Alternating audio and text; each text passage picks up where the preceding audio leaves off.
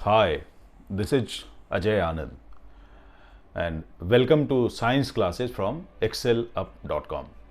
इस लेसन में आप फाइलम ऑर्थ्रोपोडा के की फीचर्स के बारे में पढ़ेंगे और ये लेसन क्लास 11th की बायोलॉजी से लिया गया है।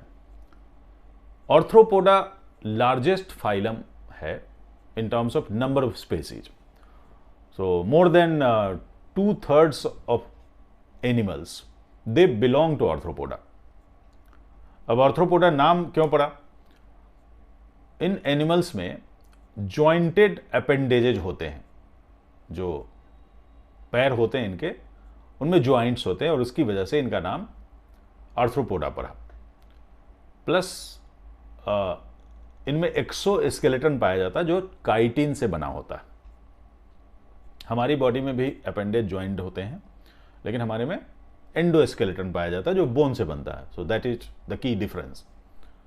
ऑर्थ्रोपोडा में एनिमल की बॉडी 3 सेगमेंट में डिवाइडेड होती है, हेड, थोरैक्स और एब्डोमेन। अब जैसे ये ग्रास हॉपर है, ये हेड हुआ, थोरैक्स और एब्डोमेन।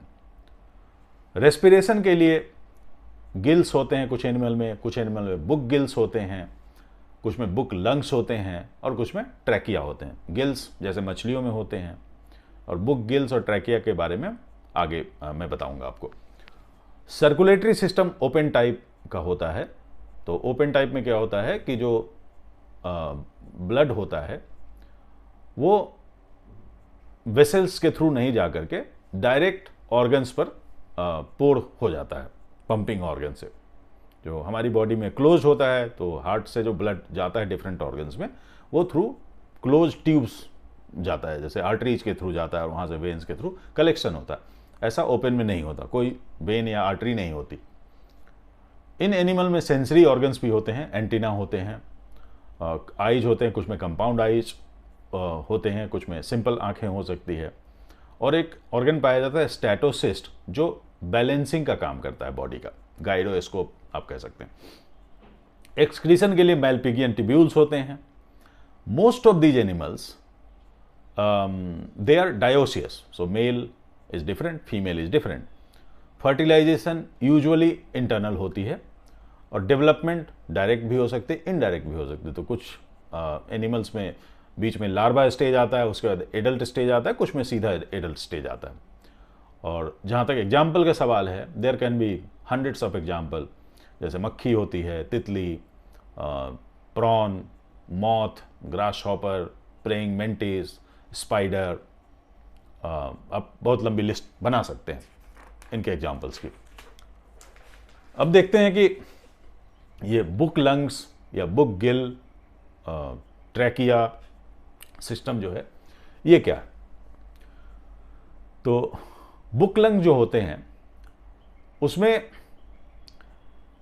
एक हीमोलिम्फ से भरा हुआ कैविटी होता है और फिर बीच में एक एयर पैकेट होता है। तो दोनों अल्टरनेट करते हैं, एक हीमोलिम्फ की कैविटी होगी followed by air packet, then cavity of haemolymph, air packet, haemolymph, air packet, इस तरह से। और इनका जो अरेंजमेंट होता है ये किसी किताब के पन्नों की तरह होता है, तो इसलिए इनको बुक लंग्स कहते हैं। ये लंग्स से बिल्कुल मिलते जुलते नहीं, बिल्कुल उनसे डिफरेंट होते हैं। बुक लंग्स मकड़ियों में पाए जाते हैं और बिच्छू में पाया जाता है।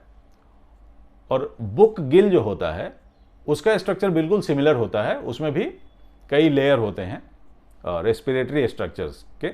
लेकिन डिफरेंस ये होता है कि बुक लंग्स इंटरनल होता है ऑर्गन और बुक गिल जो होता है वो एक्सटर्नल होता है। बुक गिल पाया जाता है हॉर्स शू क्रैब में, तो शरीर के बाहर हॉर्स शू क्रैब के पैरों के बीच में बुक लंग्स जैसा स्ट्रक्चर होता है। ठीक है।